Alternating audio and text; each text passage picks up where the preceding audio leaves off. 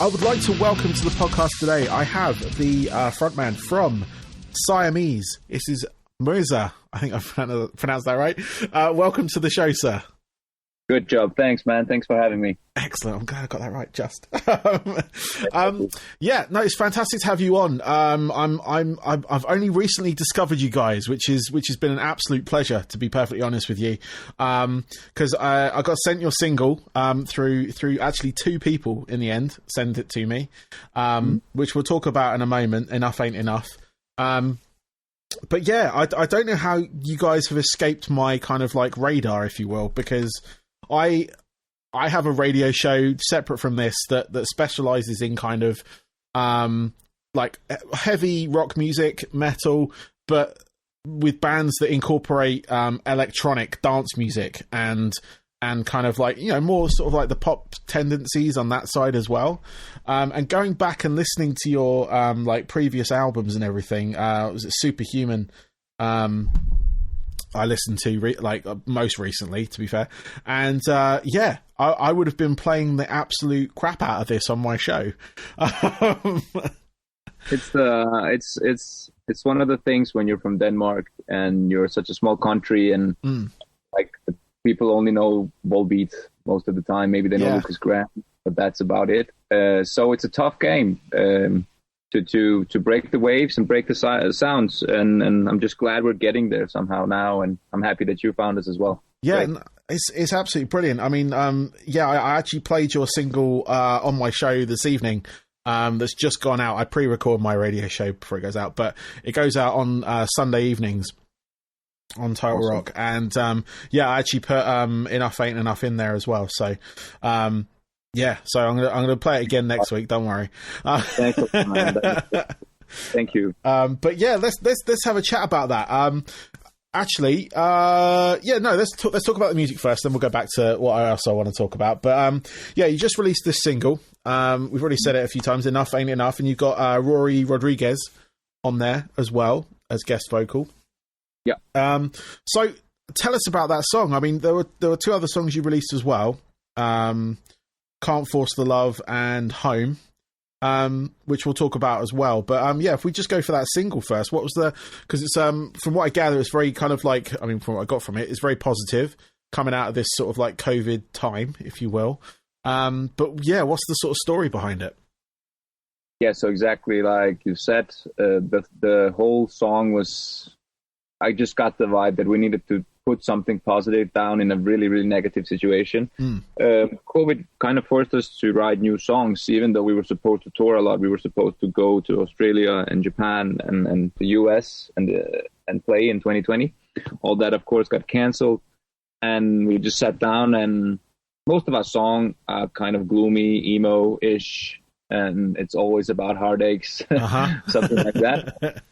So we just sat down and tried to do something different, and this is what came out of it. And I think this is a song for what things are to come, the joy and the good times that we all have ahead really, really soon, hopefully, rather sooner than later. And that was the whole idea. And then I'm a big fan of Dayseeker, and I just wrote Rory on Instagram. I've been writing with him a couple of times before, so we know each other. And he just liked the song and just did it in a week. The whole part, his part, it was really, really phenomenal. And and this is the result. I'm really, really happy about. He's on the track, and everything turned out perfect.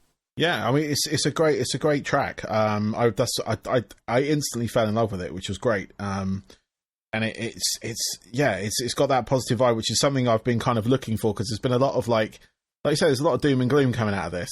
Like, there's a lot of bands that have written songs that are not defeatist, but they put you on that kind of like that edge of like, oh yeah, that's what it was like. That's what it was about.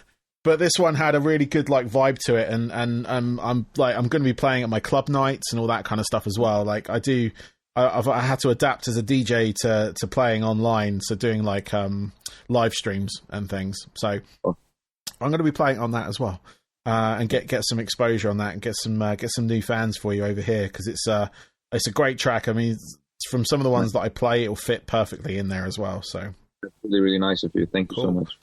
So the other tracks on the that you have released as well, the Can't Force the Love and Home. I really enjoyed Home. It showed a real kind of like aggressive edge to you guys as well. Yeah. And was that the Drew York influence, or was that something that you guys kind of really wanted to put in there? I think we wanted to do heavier stuff on this new album, which we are writing currently, and hopefully we will have ready later this year. But we just wanted to do something heavy, and we listened a lot to Refused, and we listened a lot to just the whole Let Live era thing, and we really loved that, both me and Andreas. So we wanted to do something like that, and like when doing the songs, and I did my first verse, I just realized it would be really, really nice to have someone on here, and I'm a big fan of Straight from the Path. Mm-hmm.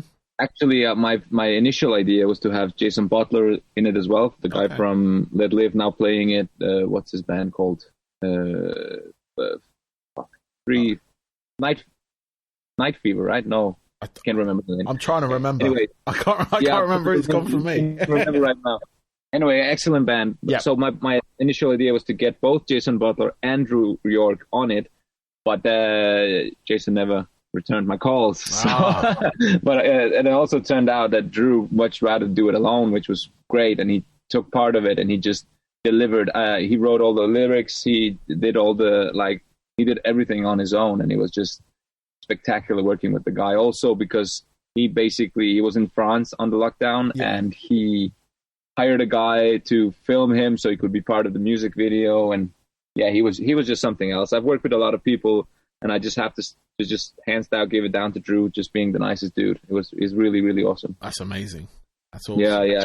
I mean, not a lot of features want to do be in the video and do the video part themselves. It was something else. It was really, really cool. No, that's really cool. That's awesome. Yeah. So what I want to do now, if it's all right, if we could just take it back a little bit, I want to sort of find out your guys' origin story, if you will. Because, like I say, I've literally just stumbled on you. I know, looking at your sort of discography, you've been around for a little while, but I'd just like to get a feeling of where you guys came from and what sort of brought you to this point. Yeah, sure. So I'm a refugee from Serbia, and my father used to sing. And I used to watch my father sing, and just from there on, it's just naturally driven me to be a singer. And I met Andreas, who was the other songwriter of the band, in 2010. And we've been going at it, doing Siamese, but also doing other stuff on the side. So like Andreas, he's actually a multi-platinum award-winning producer. He's written songs for Becky Hill, Sigala.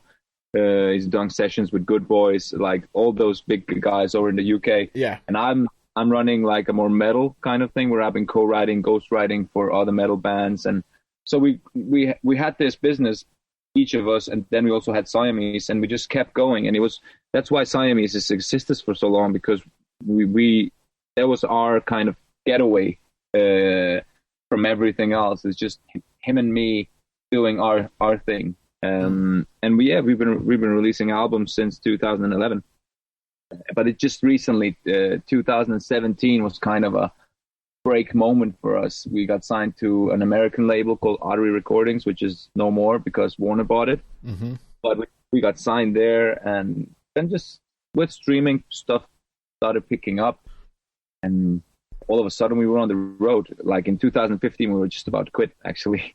And because nothing happened. We released 3 albums and nothing happened. Nobody was paying attention. Nobody cared. And I don't think we were that good, to be fair. But something happened in those years. And all of a sudden we were touring, and we were in Japan, we were in Europe. It's just amazing. If you just keep going, what can happen. Yeah. No, that's very true. You just got to keep at it. And sometimes it always comes to that moment where you kind of doubt, or where you feel it's like now it's time to sort of let it go. And then somehow it just brings you back in. Something happened somewhere. I wouldn't wish on any band in the world to receive as many rejections as we did. I mean, we were rejected all the time. We didn't get any love from anywhere, from the radio, from the magazines. Everything we did was on our own hand until like 2017 when things started to pick up. But like, that's just that's just the game, and you just have to play it long enough, I guess. Yeah, no, you definitely do. I mean, I've been part of that game. Well, I was part of that game many years ago, and it is you just have to keep playing. It's an odd form of gambling. It can be very addictive, but you know, sometimes you just got to walk away, as they say. That depends. I mean, if you just reach the point where it just doesn't make sense to you in your heart, then you better give up. Yeah, exactly. One thing one thing you touched on in there that I'd like to sort of explore a little bit, if you don't mind, is the ghostwriting aspect. I'm not going to ask you you've written for, because obviously, you know, that's sort of like sometimes that's confidential. But how did you find that side of work? Because I've known a few sort of like, I've got a few friends who are pop artists, essentially, and they have employed ghostwriters to write some songs. But I've also noticed like sometimes those ghostwriters emerge from the shadows and have their own careers, like as a sort of like focal point. How do you sort of like balance that? What's your sort of like, you know, what's the process like that goes into that?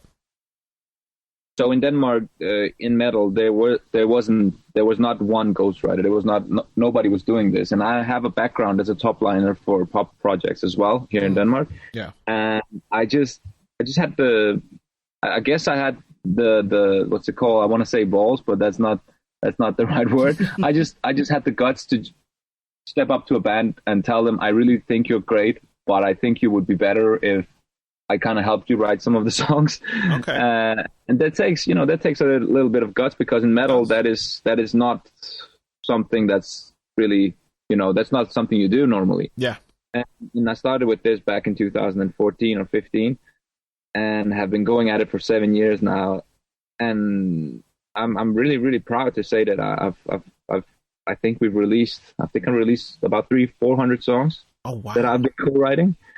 So it's been really, really good. And so that's the process. And the process is just me. They give me a song and they say, this is how we did it and this is how we want it to be.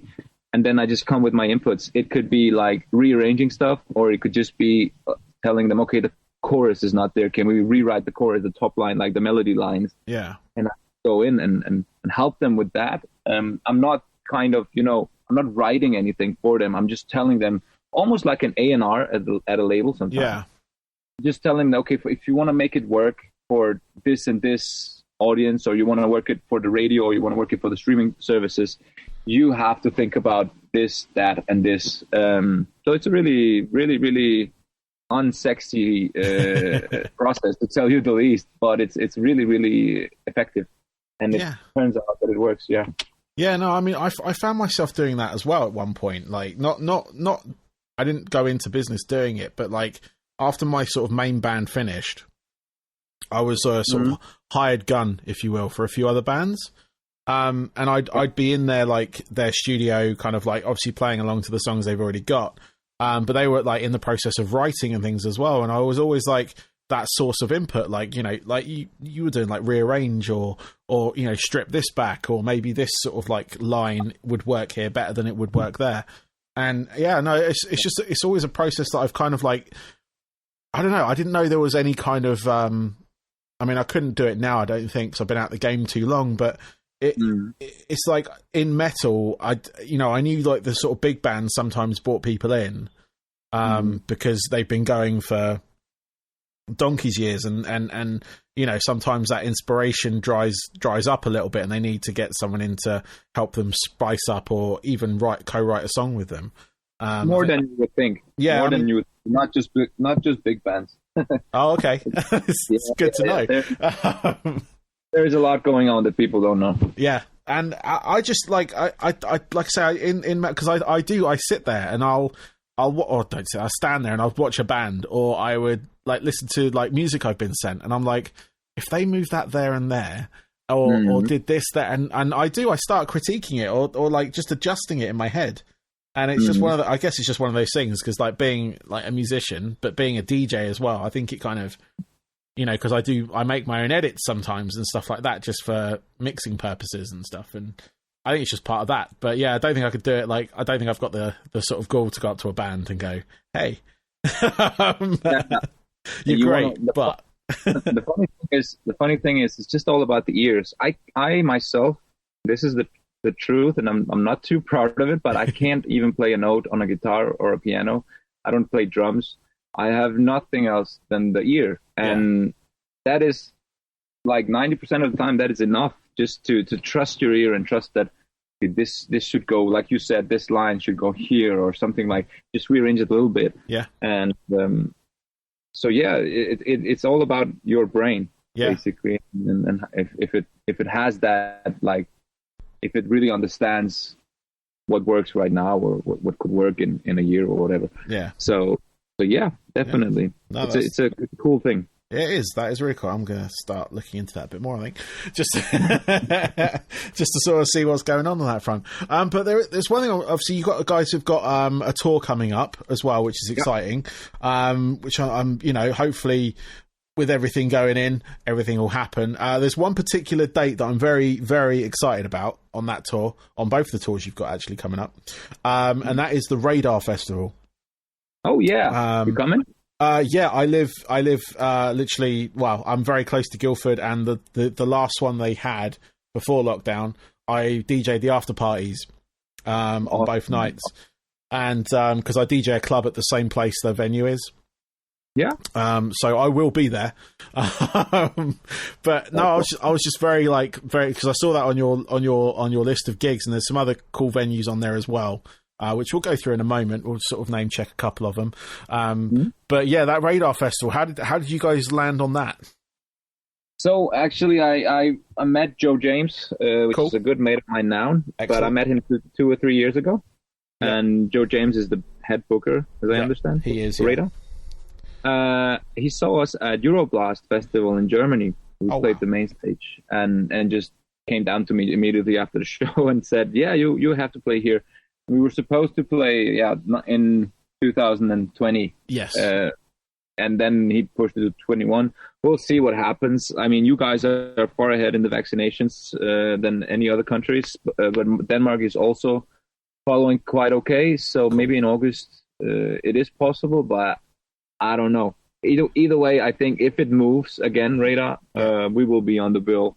So at one point we will play Radar, and I'm really looking forward to that. And I'm so happy that Joe James invited us to that. He's a great guy. It's really cool. Joe's a great guy. I've known him for a little bit now, and he was like in that sort of like area, the Guildford town. He was a booker for a lot of like progressive metal shows and things like that, and kind of went from there. And I've known him from there. And then when they did Radar Festival the first time, it actually coincided with one of our club nights. So that's why I got the sort of the after show part of it. Cool. And yeah, no, it's just good fun. It was some great bands. I mean, they had like Animals as leaders, and oh crap, my head's gone blank now of all the other bands that are on the last one. But it's a massive lineup. I really like the bands you picked this year. Yeah, this year you've got like Sleep Token, you've got Dirty Loops, Hacktivist. There's a whole bunch of bands I'm really psyched for, and now discovering you guys as well, I'm like, hell, let's go. I want to see you guys as well. It's going to be a lot of fun. I mean, Sleep Token is one of my favorite bands in the world, so I'm really looking forward to that as well. They're really good. But you got some other, like, you got a whole UK tour after that as well, which you'll be going through. You got Bristol, Newcastle, Manchester, York, Birmingham. You're playing with 229 in London, which is really cool. You're playing in Kent as well at Leo's, and then you are on tour with Slaves a few months after that. Exactly. Which is they're a good band. Mm-hmm. And you're playing some nicer venues on there as well. You've got the Underworld in London, which is a great venue. I've played there many times in my old guys, and I love that venue. And then you got the Joiners as well in Southampton. That was one of my. It's a tiny venue, but it was one of my favourite venues. Oh, really? I look forward to it. I've never been. Actually, it's my debut at the Underworld. I heard a lot about it. Nice. But never played there before, so I'm looking forward to it. Yeah. I really, really hope that it can happen. Yeah. I think there's a bigger chance of the October dates happening, but either way, man, it's just we are so hungry and we are so desperate. We had a Easter lunch. I don't know if you guys do that in the UK, but we had a band Easter lunch yesterday, and just talking about being on the road again. We actually talked about renting a big car, and just driving around to get that tour feeling. Just sleep in it a couple of nights, and then driving around like it's on tour. It's just that's some of the romanticism in it, and we miss it a lot. Yeah, no, I've had the sort of fortunate. It's not really a job. This is a passion of mine, but like of talking to a lot of musicians like yourself over this time. And it's been up and down. I tell you, it's there are some countries that are kind of still open. So any of my American kind of like side of things, a lot of that place is still open. So a lot of people are still kind of playing gigs. But I had a guy from I think New Zealand on the show, and I've had two actually, two different countries, but Australia and New Zealand. And they're like open for shows and stuff, and they're doing, they're having club nights and all that kind of stuff, and it's quite. It's a real positive vibe, because people were so, instead of taking it for granted, like obviously many people did before, because we had the freedom to just go out if we wanted to. There was this real kind of like just a different level of joy about getting out, and that's what I'm looking forward to. That's what I'm trying to stay positive that these gigs will happen for you guys, and the other bands that have like gigs around that time as well, because I want to get to that joy after being like locked out of it for over a year now, because the COVID situation, and that stopped me DJing. Like March last year was my last DJ gig, like out and about, and at that gig I was laughing about what virus, ha ha ha, and I posted that on social media, and that aged really badly. Yeah. But it's wanting to get to that point. I mean, I've had my first vaccination myself, so I'm halfway there on that front. I get the next one probably in the next couple of months, and that's kind of given me that new kind of level of optimism about like things actually happening, because like I'm 41. So I'm not in that age bracket that we're kind of ahead in our area, I think, of the sort of national kind of like bracket. And yeah, it's just just trying to make wanting to these shows to happen. I want to go to Radar Fest. Yeah. I want to go to these other gigs that have been put off, and I've got tickets from 2020. It's gonna be something else. It's gonna be very, very, very weird kind of happy feeling when the whole just the restaurants when they open. Me and my girlfriend, we've been talking a lot about just getting out to eat, not sitting on the sofa and staring at stupid. There is nothing more to watch on Netflix, honestly. There's nothing. I think we've completed Netflix, haven't we? Right, I think so too. So yeah, I'm looking forward to that. Awesome. Well, I've got a couple of questions left for you, if that's all right. I can let you get on with the rest of your evening. So what these are more about yourself. So what I want to find out from you is your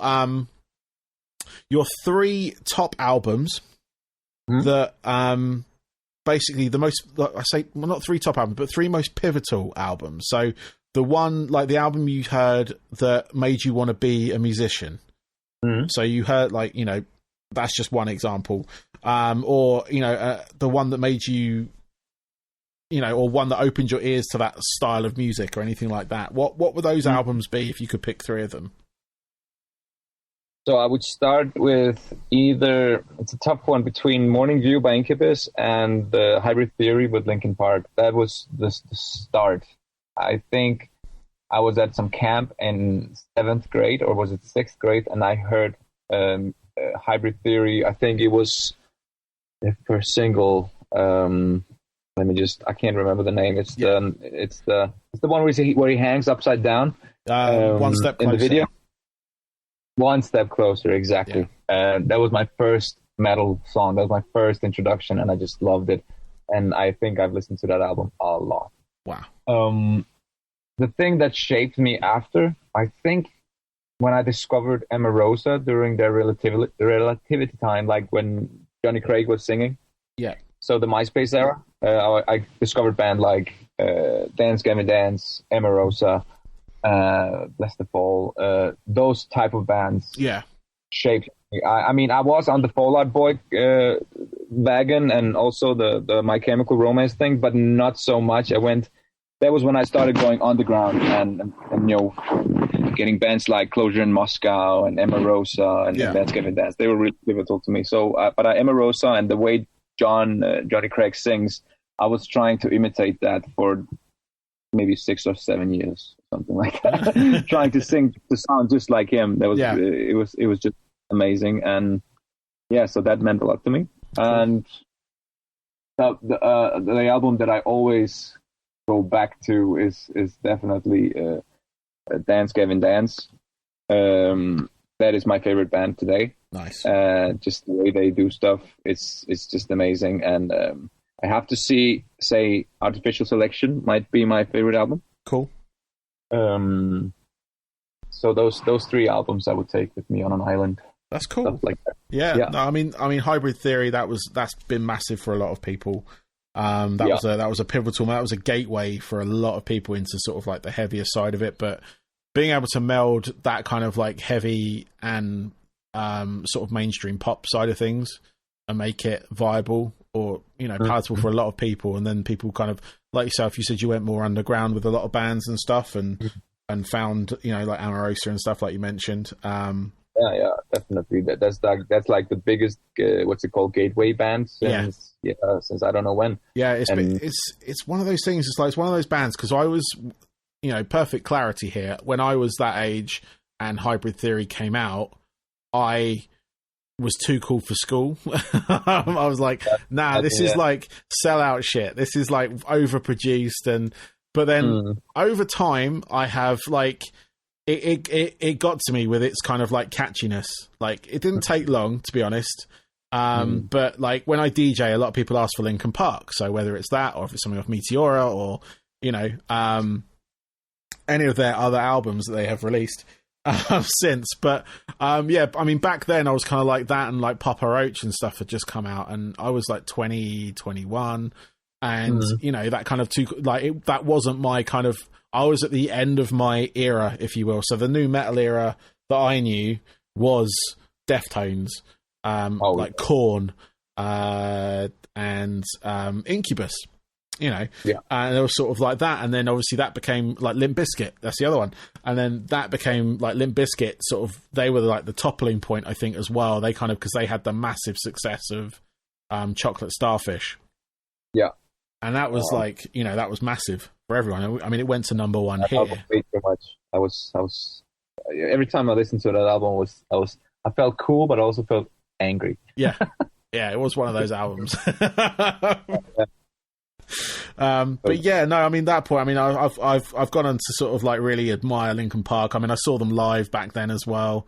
They were supporting bands at that point, and they, like I said, they grow. I mean, like I grew up on pop music and stuff, as well as sort of like rock and metal, and I know when a good pop like hook comes in, and it sort of gets in your ear like an earwig, and like just stays there.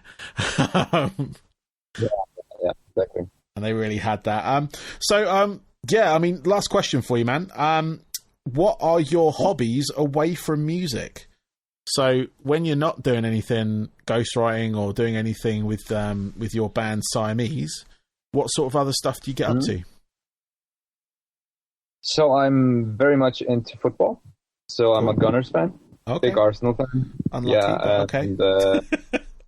Yeah, so don't tell anyone. Not right now, at least. Yeah, it's not going too well. So I like football a lot, and I run my business. So I have this. I'm also, as you said, ghostwriting, but I also manage a couple of bands. Oh, okay. Yeah, I manage Møl from the you might know them in the UK, and a Cabal, Danish bands mostly that I help get out into the world. Cool.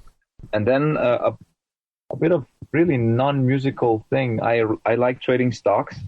Okay. Yeah, I don't have a background. I've studied in the I have a business degree, but I've never thought myself, trading stocks and just being in the market and stuff like that. But that's actually something that's a hobby that I got during lockdown. I was so bored. I didn't know what to do, and this was the perfect fix, and it was just great, learning a lot about trends, learning a lot about companies, learning just about the world and how it, how everything is correlated to each other. It's been a great learning experience for me. I'm now in my 30s, so these things seem important to me now. That's how old I am. Yeah, I mean, I hold stocks in the company that I work for. It's just one of the perks of working for them, and I looked, but I never dabbled. I was like, no. I don't know. How did you about the recent thing with was it GameStop, when those guys on Reddit kind of manipulated stuff and got those stocks to be into like the Fortune 500? How did you sort of like see that? Yeah, man. I mean, it's always, capitalism is really, really hard to beat, because I think what started off as a middle finger to the big man ended up just overtaken by greed. It was it was a good idea. It was fun to stick it to the institutions, because it is not fair what they can do. Like, basically they can go out on the media and say, so we're dumping this stock, and that will have an effect immediately on the stock normally.